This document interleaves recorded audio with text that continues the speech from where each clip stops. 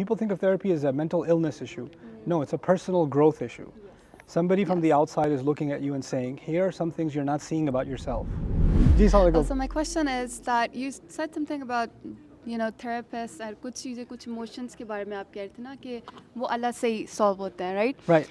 और at the same time, there are some things like mental illnesses वगैरह, जैसे autism हो गया, ADHD and stuff. उसके लिए तो हम therapists वगैरह के साथ पास जा सकते हैं ना for नहीं, guidance. therapist, not just in those cases. Therapy is amazing. I've gone to Yes. therapy many times. Yes, but the anger and stuff, it's like it's all I have Allah, no right? shame in saying it. I Yes. think therapy, people think of therapy as a mental illness issue. No, it's a personal growth issue. Somebody from the outside is looking at you and saying, here are some things you're not seeing about yourself. Right? And Rasulullah ﷺ served as that counselor for the Sahaba. And there are also Right. ayats about, anxiety and depression and how Yes. Islam can help you through that.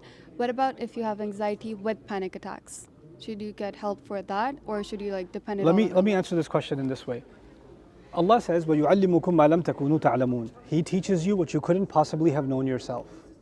So Allah will not teach us heart surgery. Allah will not teach us a chapter on anxiety and depression and mental illnesses or psychological disorders. He will address some things, those things that we could never have learned ourselves, but all the things we can discover, study, and grow in ourselves, those are things that are not going to be discussed in the Quran. The Quran will guide our studies, point them in the right direction, but it will not touch on all these subjects. Not in the way that we think. Somebody says, oh, I'm going to study depression in the Quran, or I'm going to study this and that. No, you can guide your studies. You have to study depression as a dedicated subject with people that have dedicated their lives to studying depression. And then you have to see what insights the Quran has to guide that study in a certain direction. The Quran is ayat, they guide you in a certain direction. The Quran is not a textbook for a particular subject. Okay. Right? Okay, thank you. You're welcome.